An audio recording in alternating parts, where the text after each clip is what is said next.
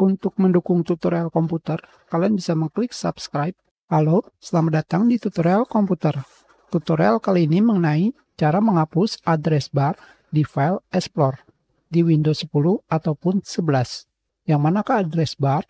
Address bar adalah yang ini, di mana kalian bisa pergi ke folder users, enter, seperti ini. Kenapa harus dihapus? Ketika saya mengklik address bar, akan terdapat history. Jika saya melakukan copy dan paste seperti ini, address bar akan tampil. Untuk menghapusnya sangatlah mudah. Kalian hanya perlu klik kanan pada address bar dan kalian pilih delete history.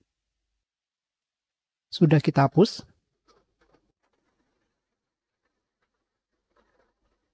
Maka lokasi yang sebelumnya kalian kunjungi tidak akan muncul. Hanya seperti itu saja. Kita sudah. Terima kasih.